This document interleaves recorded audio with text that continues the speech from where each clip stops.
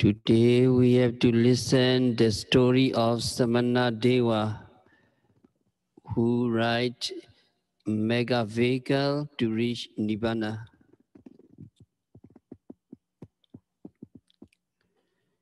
During the lifetime of the Buddha, a certain young man had established faith in the dispensation of the Buddha. He got himself ordained and stayed with his preceptor for 5 Vasa periods, 5 years with his preceptor. He performed all the major and minor duties for his Upekkha preceptor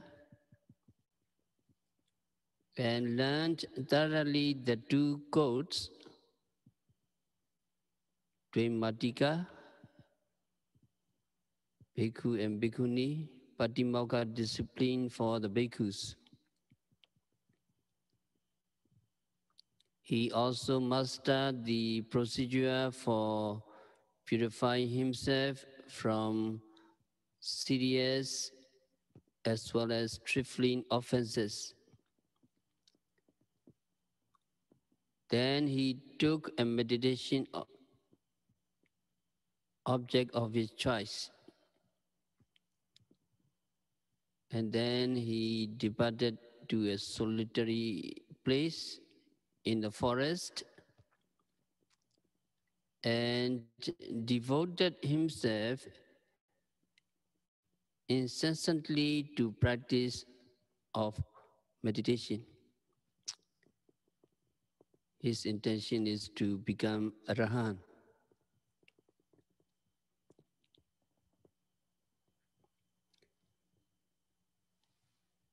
The efforts at meditation of that monk, of that bhikkhu, were very strenuous. Even at midnight, which Buddha had allowed as the time for rest and sleep, he continued with his practice. So striving days and nights and getting lost, getting enervated by lack of sufficient nourishing food,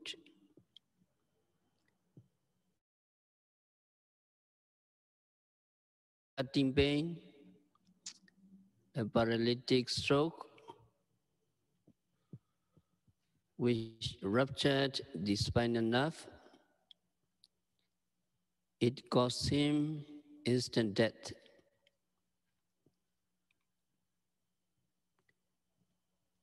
That monk was meditating while practicing walking, and thus he is said to have passed away in the course of performing the duties of a bhikkhu. According to the commentary, if any monk pass away while engaged in walking ups and down the cloister walk or standing, leaning against the leaning post, or sitting or lying down at the head of the cloister walk with a double robe on his head, that monk is said to die in harness. A bhikkhu is also said to die in harness if he pass away in the course of preaching the Dhamma, particularly on liberation from the chain of samsara, chain of existences.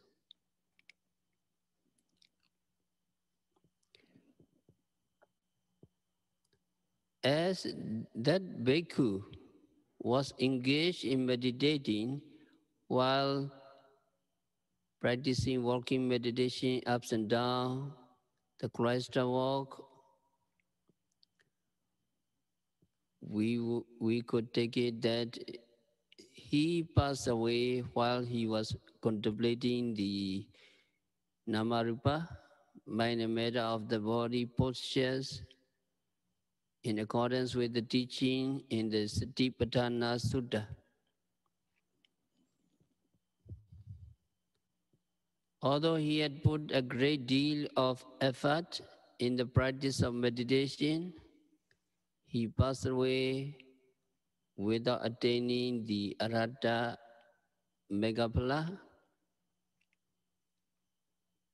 because he was not yet fully endowed with supporting acts of parami, perfection necessary for such attainments.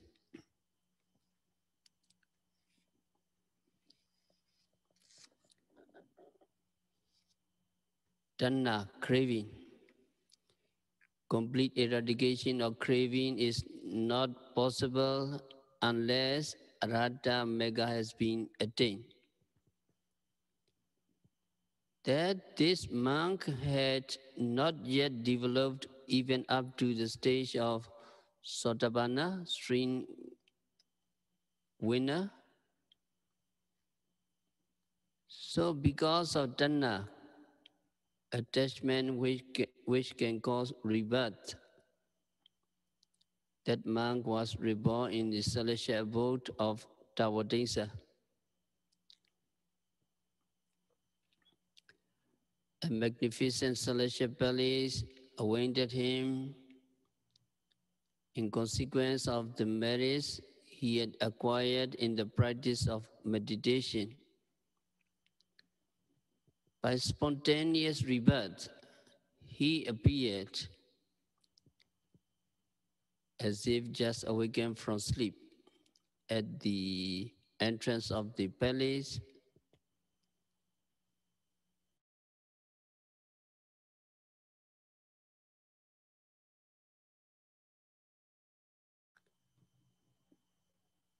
Brilliant in full celestial attire.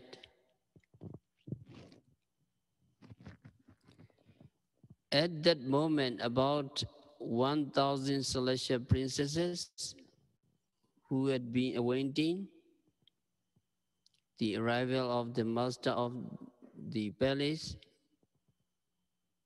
said to the Devas, "Our Lord has arrived. We have to entertain him." So celestial princesses gathered around him, holding musical instruments in their hands to welcome him joyously. The Deva Lord of the palace, however, did not even realize that he had taken a new existence in a new world. He was under the impression that he was still a monk of a human world. On the side of the celestial damsel, that day was took them to be female visitors to his monastery. So that day was covered up the bare left shoulder with the upper garment and remained seated in a very dignified pose.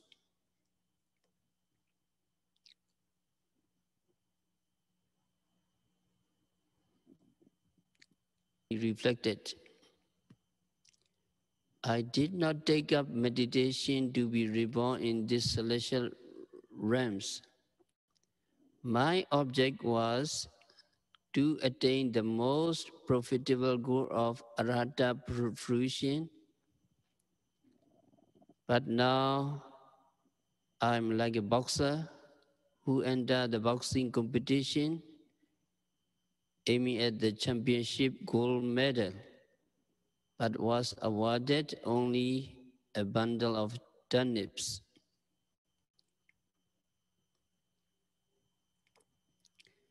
Extremely agitated in mind, the Deva's thought.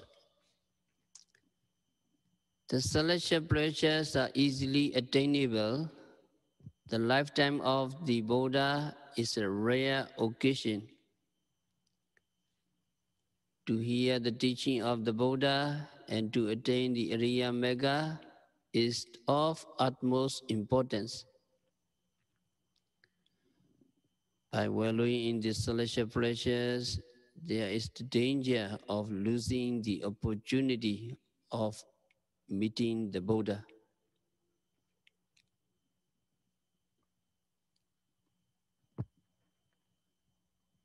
He thought. So without taking the trouble of entering the palatial building, the Deva went quickly to the presence of the Buddha, while the restraining sila he had observed as a bhikkhu still remained intact. His celestial damsel also accompanied him as they were anxious not to lose sight of him. On reaching the presence of the Buddha, the Deva addressed him, "Most Venerable Blessed One, in what manner will it be possible to avoid and proceed along past the Nandavana garden, otherwise known as Mohana garden, the grove of stupidity, because it serves to encourage foolish behavior in the celestial beings who visit it, where thousands of female celestial beings indulge in singing and yodeling, where numerous demons, goblins, and spirits haunt. The Deva addressed to the Lord Buddha.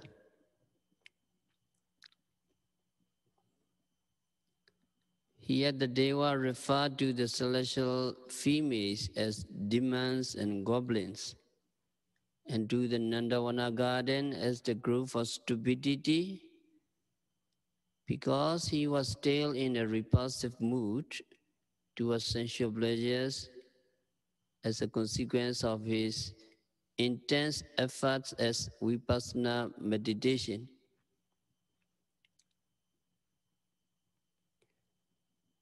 The commentary explanation of the Deva's question as to how to proceed along was that he was requesting the Buddha for guidance on vipassana, which provides access to the Aratapala.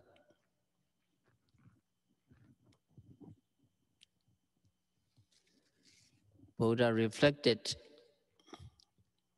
on all the circumstances concerning the Devas. So Buddha taught him the Noble Eightfold Path in 3 verses. Ujjuko nama somego abhaya nama sadisa rato aku jano nama dhamma cakehi sanyuto.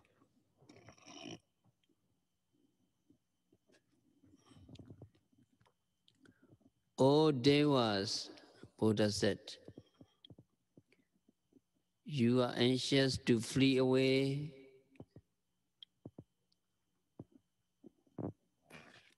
The straight path for a quick escape is the eightfold path of vipassana. You had already trod while a bhikkhu, Buddha said to the Devas.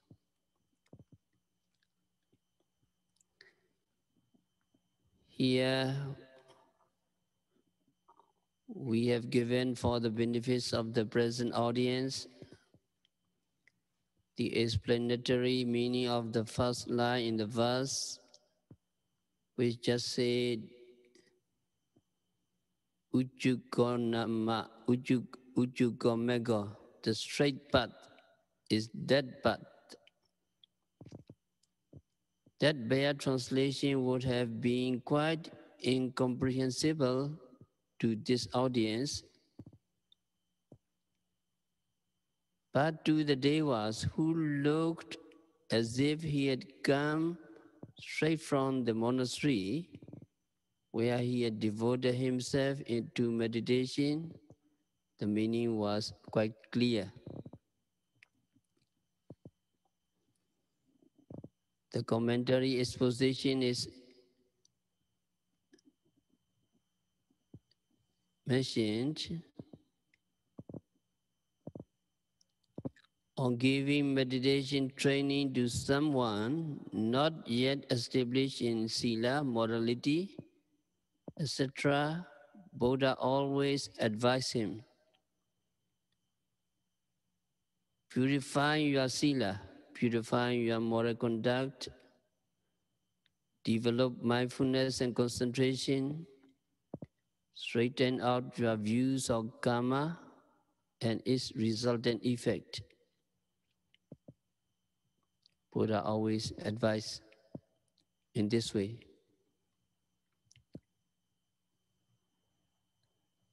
And directed the yogi to get firmly established in these fundamental practices initially. To one already engaged in meditation, he instructed him only in vipassana, the proximate to the anatta mega.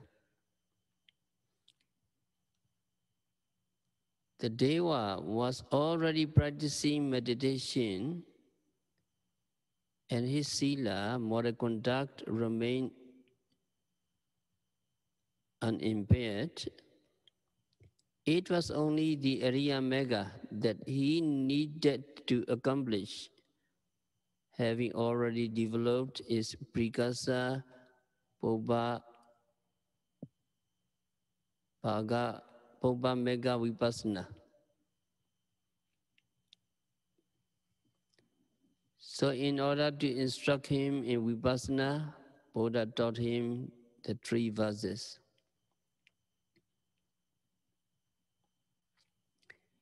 In this commentary exposition, the fact of his sila remaining unimpaired even after he had passed over from a bhikkhu existence to that of a celestial being should be well noted. It means that having not breached any of the precepts such as killing, stealing, sexual misconduct, sexual relationship, etc., he still continued to maintain his sila.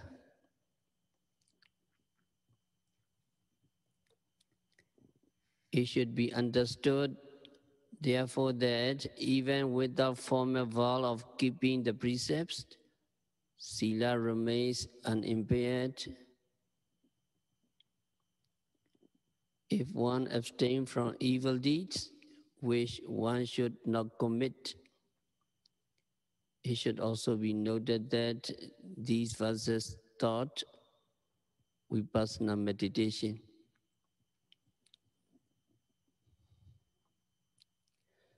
So as we had explained above, the best and straightest way of quick escape from the Nandavana garden of the celestial worlds with its celestial females is the vipassana path, which you had trod along while you was a bhikkhu.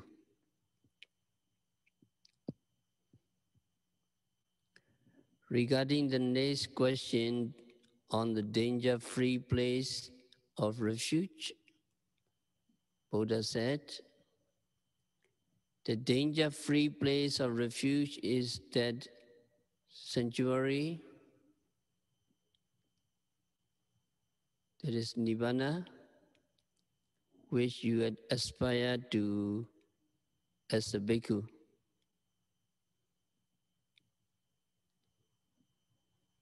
So Nibbana is ajati, ajara, abhyati, amata. In Nibbana there is no rebirth.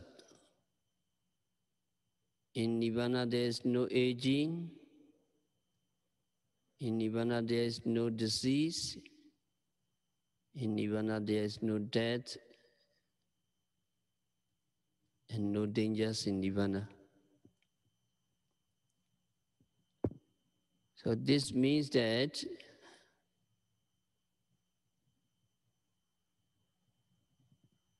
he had to strive on till he attained Nibbana.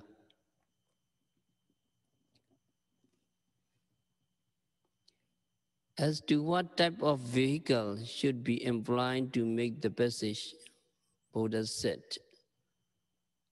for a silent escape with no one becoming aware of it, you need a silent carriage, silent vehicle, which is the Vipassana two-wheeler fitted with two wheels of physical exertion and mental exertion, Kayika Viriya and Cetasika Viriya.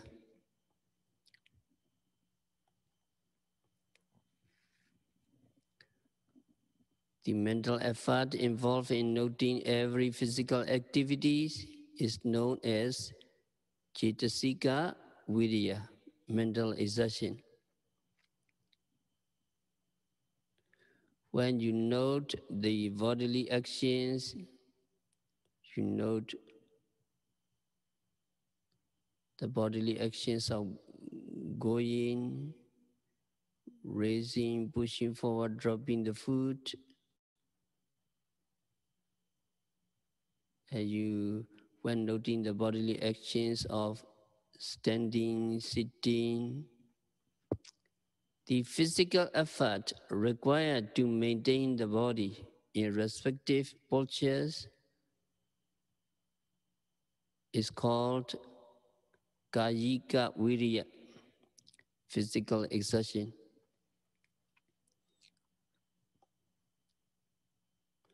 When you practice meditation, lying meditation while lying down involves only mental exertion, Cetasika Viriya, not physical exertion, not Kayika Viriya.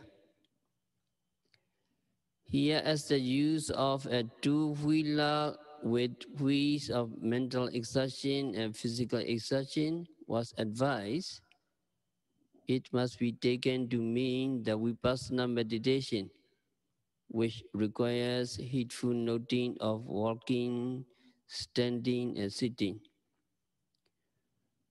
So to ride on the grand vehicle of Vipassana Mega, fitted with two wheels of physical exertion and mental exertion,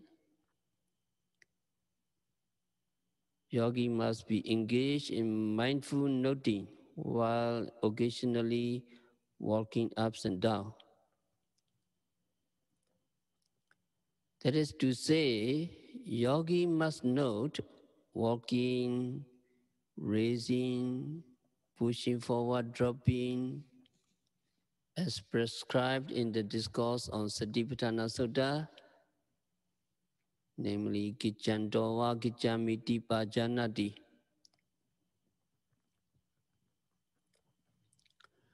While striving in this way, as your concentration gets strengthened, yogi will come to distinguish with each noting the rupa, which causes stiffness and move, and from nama, mental acts of noting it. As the concentration state gets further strengthened, yogi will come to distinguish the cause from the effect. Yogis knows because of the intention to go, there appears the physical process of going. Because there is the object to know, there is knowing. With further progress, the arising of such phenomena for a moment, the intention to go, the physical process of going, and the noting mind, followed by its dissolution, is clearly perceived as if it is grasped in your own hand.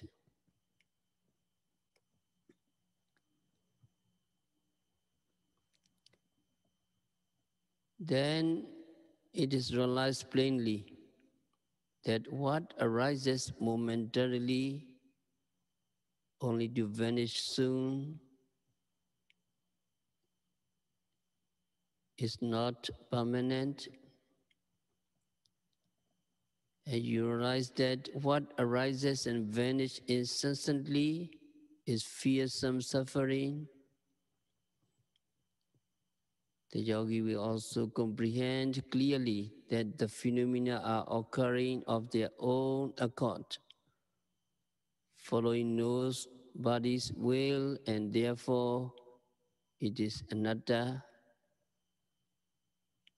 not self, not subjected to anyone's control. Then the heedful noting should continue while standing and sitting occasionally. The silent vehicle mentioned here is a reference to the horse-drawn vehicle of ancient days. Some vehicles are by themselves noiseless, but when burdened with many passengers or heavy loads, are liable to produce creaky sounds. However, the mega vehicle is able to carry an unlimited number of passengers without producing any sound. Sometime while listening to the teaching of the Buddha, passengers numbering 84,000 rode on this mega vehicle, piloted by Vipassana Mega, which transported them noiselessly to their final destination, Nibbana.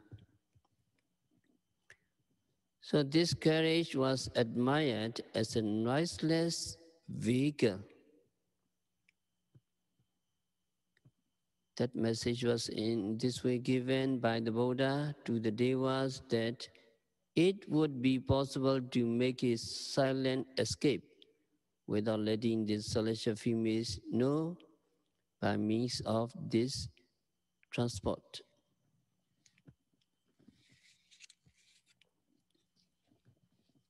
And then Buddha continued, Hiritasa apalambo satyasa pariwaranam Dhammahan saratim yumi samadeti purijavan.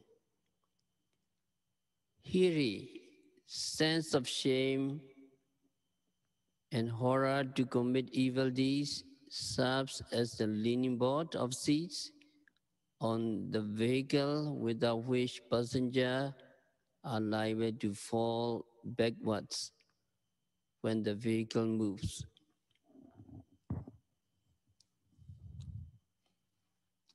The mega vehicle has excellent leaning boards of Hiri and Uttapa, moral shame and moral fear.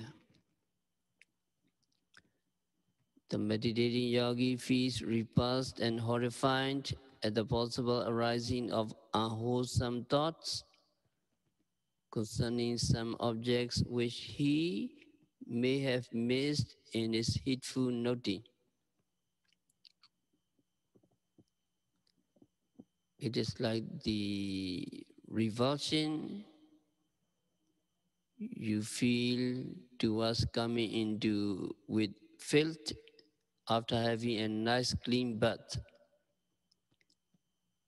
The conscientious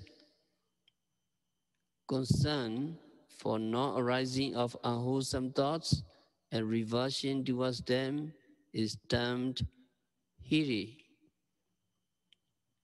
or sense of shame, moral shame. There's also fear of unwholesome thoughts leading to evil actions, which will yield unwholesome resultant effects and hinder escape from samsara, the cycle of suffering. This fear of evil deeds and its unwholesome consequences is called uttappa, moral fear.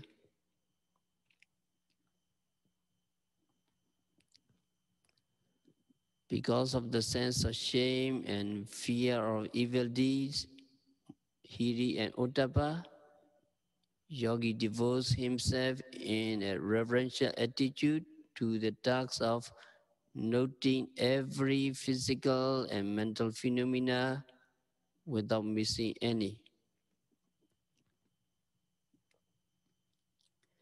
In this way, Megapath is kept devoting with each passing moment. It is like the manner in which the leaning boards of the vehicle prevent the passenger from falling backwards, maintaining them in their position. That is the reason why the Buddha had termed Hiri and Uttapa as the leaning board of the Vipassana mega vehicle.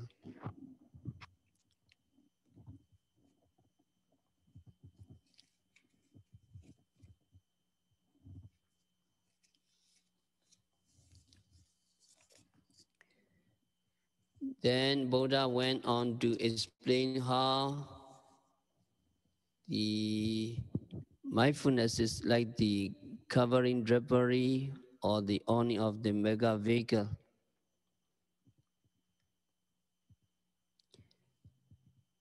In the same way, the shielding awning fitted in the carriage guards against the danger of stones or sticks being thrown in. Mindfulness of every mental and physical phenomena as it arises keeps yourself secure from the danger of demeritorious deeds.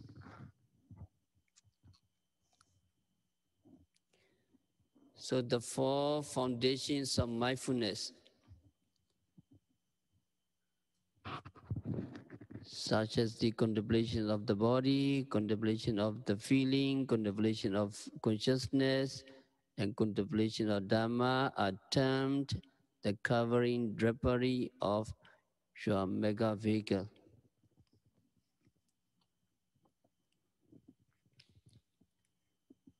So sati is the protection you need to be guarded all the time so that no mental enemy can invade your mind. For this purpose, all yogi need to do is just to be mindful of phenomena manifested at the six senses by noting all your sensory reaction, such as seeing, hearing, smelling, tasting, touching, and thinking accordingly.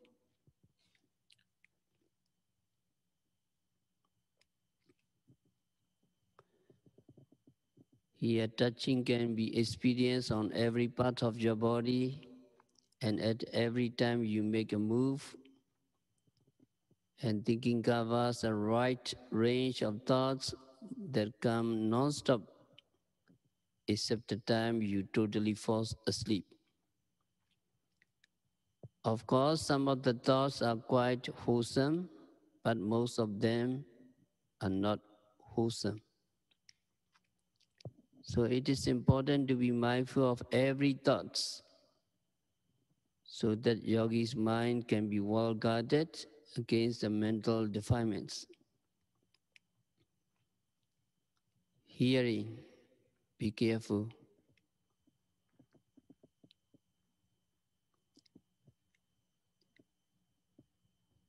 If people are not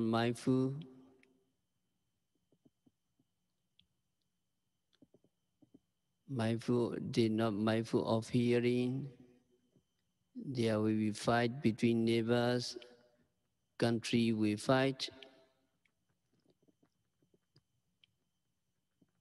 This country don't like saying or bad things of their country, so they're not mindful and they do not understand the reality, so they fight. So countries are not safe, the world is not safe because of the unmindfulness, world is not protected.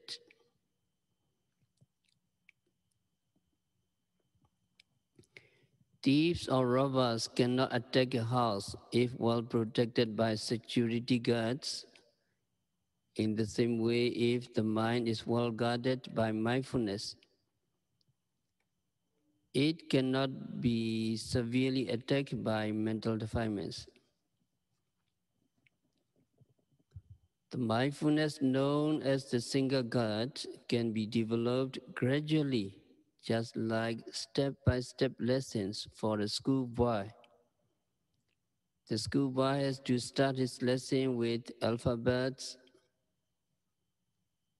It is impossible for him to read the passage right away on the first day of school.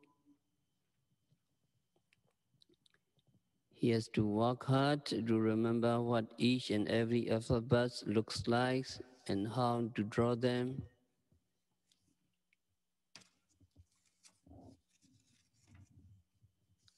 And then he has to learn how alphabets get combined into words. Having thus learned step by step, schoolboy becomes capable of reading the whole sentence or paragraph without thinking about alphabets or spellings of words. In the same way, for the yogis, in the beginning it would not be possible for them to read alphabets. With a stronger concentration, yogi will attain higher stages of enlightenment.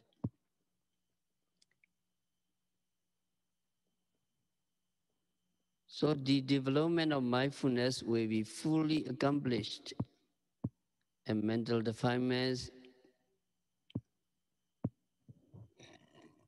can no longer find their ways into yogi's minds.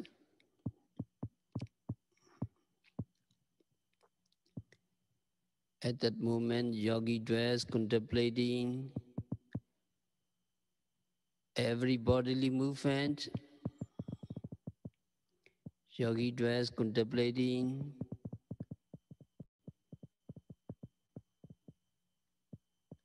every sensation, every feeling. Yogi dwells contemplating every Chaita consciousness. Yogi dwells contemplating every Dhamma objects, ardently, clearly comprehending and mindful. This is the ultimate goal of yogi's mindfulness.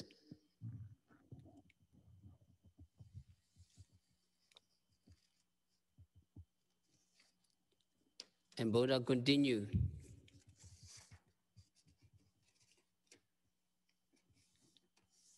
I call the right view pertaining to Ariya Mega Samadhi, preceded by Vipassana Samadhi, the right view pertaining to Vipassana, the driver of the vehicle. Of the 6 kinds of right views, namely Kamasakata Samadhi, Jhana Samadhi, Vipassana Samadhi, Mega Samadhi, Pala Samadhi, and Pichavakana Samadhi.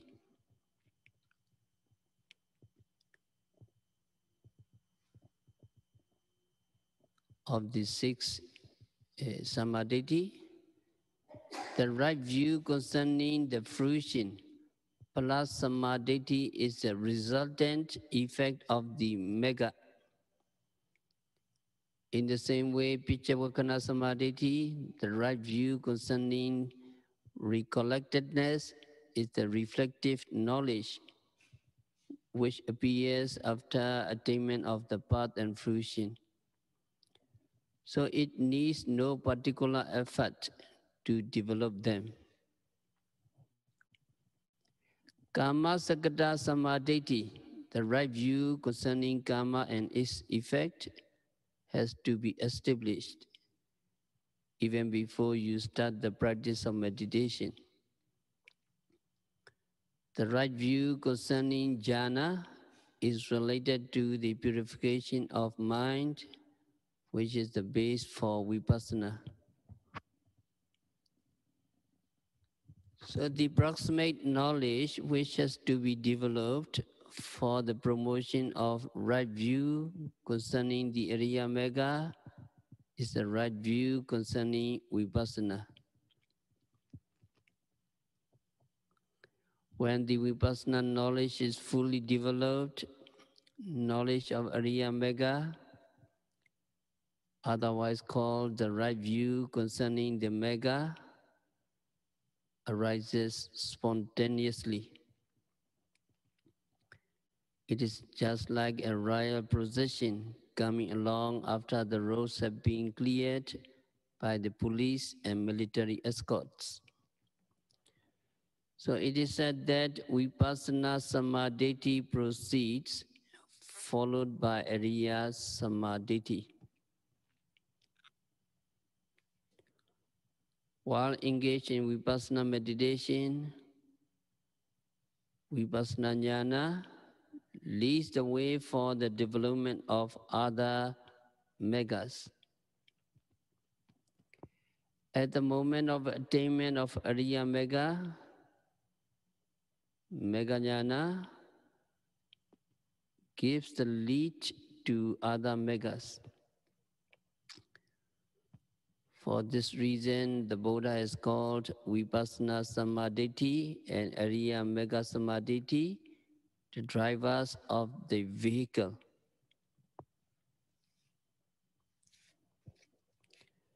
And the last verse, Buddha said, Yasa etadisi sanyanam. Etiya purisasa wa sawe etina yanina nibbana wa sandiki.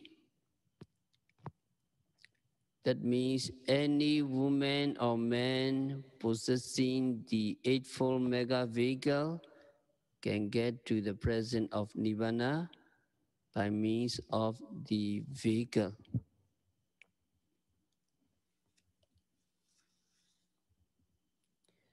In accordance with the last verse, the owner of the Eightfold Mega Vehicle, irrespective of sex, is definitely bound to reach Nibbana.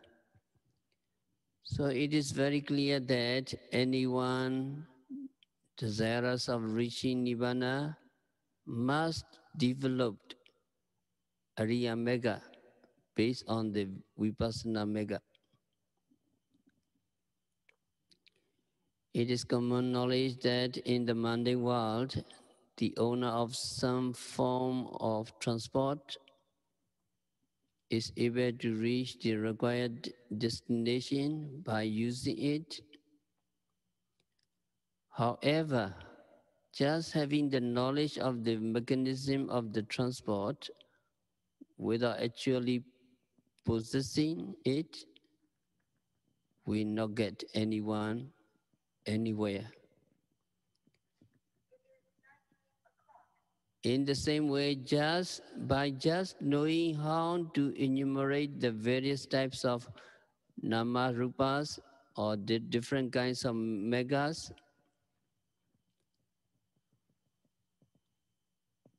we cannot reach Nibbana just by knowing.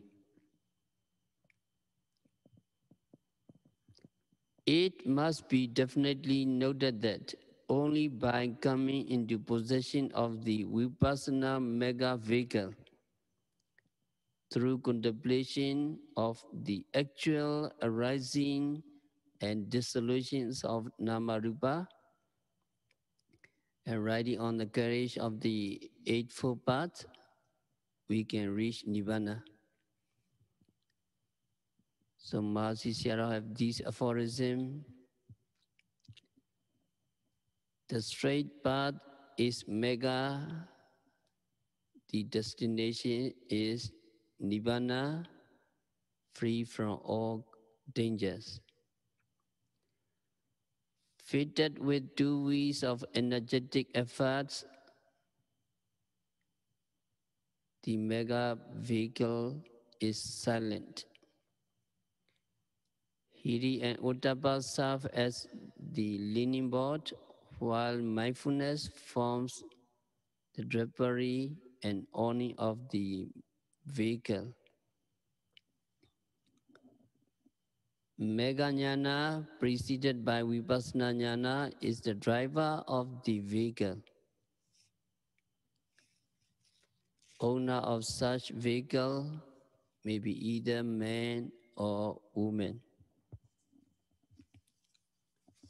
One may ride comfortably in it to reach Nibbana. After teaching the 3 verses, the Buddha also gave the discourse on the 4 noble truths.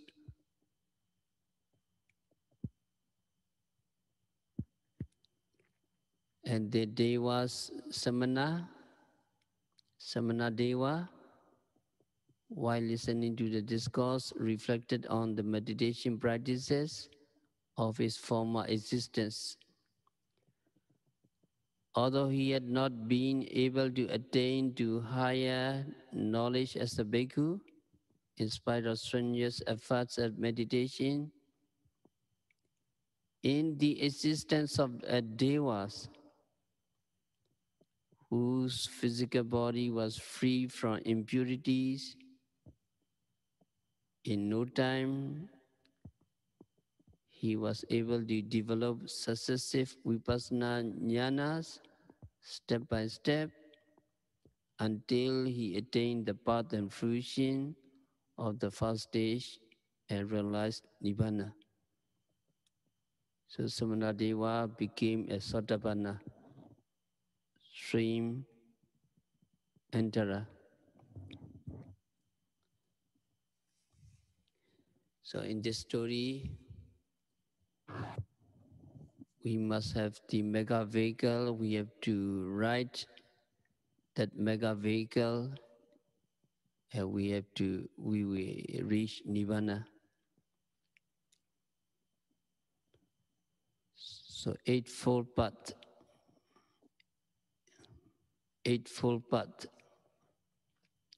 We have to ride, we have to drive. When you practice Vipassana meditation, you try to be mindful of the object at the present moment. And you have to make an effort to be mindful of the object. And the effort you make is samavayama, right effort. That is the wheel. wheel of the mega vehicle. With right effort, yogi try to be mindful of the object, and yogi are mindful of the object. That means your mind hits the object. Your mind hitting the object is what is called samasati, right mindfulness. So this is very important. Protection.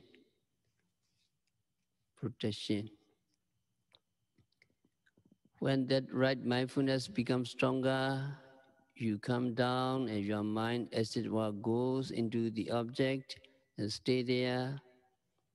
So going to the object and staying there for a certain period of time is what is called right concentration, samadhi.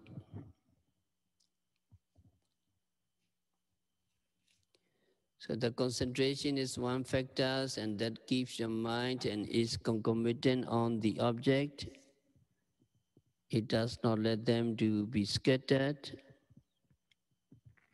and it does not let them go to other objects.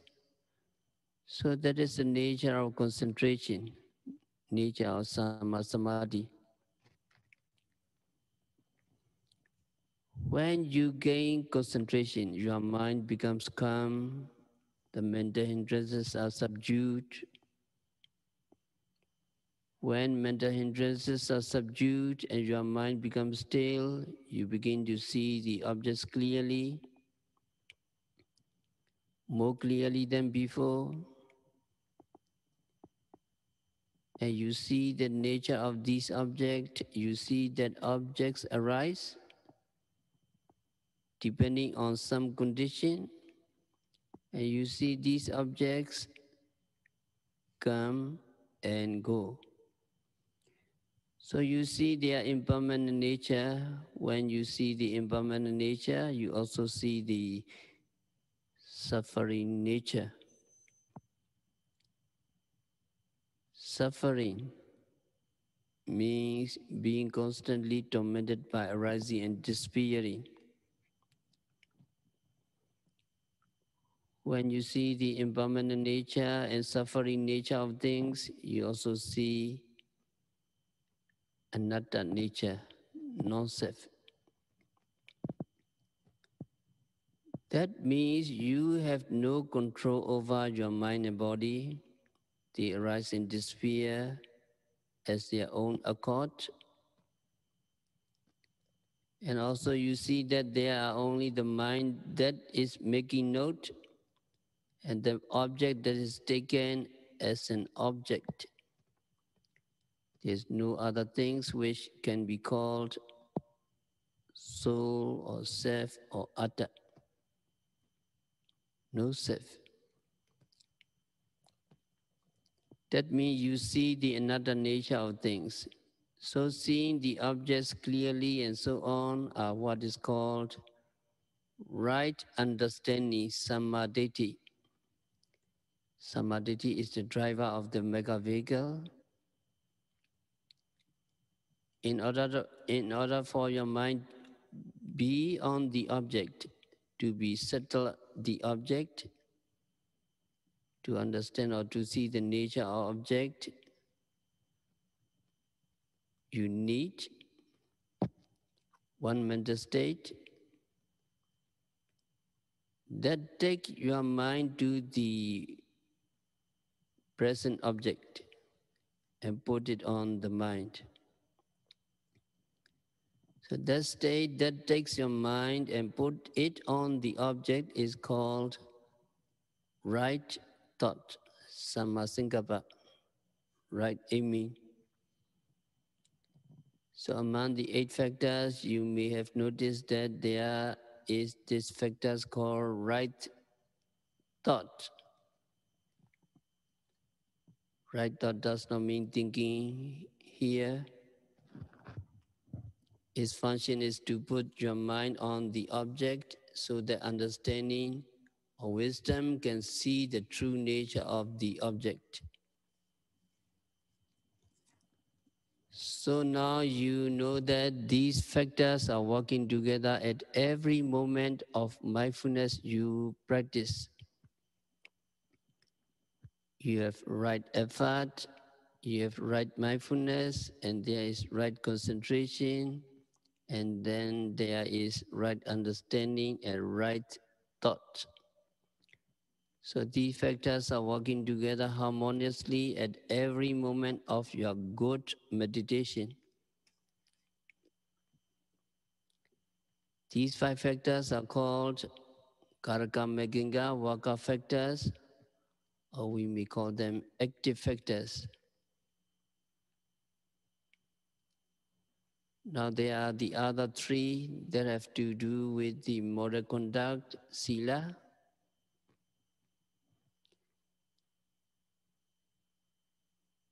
They are right speech, right action, and right livelihood, sama vacha, sama kammanta, and sama ajiva. Strictly speaking, they are not present in the mind when you are practicing meditation, but they are accomplished when you take precepts. So they cannot be called active factors. So you do not get all these factors.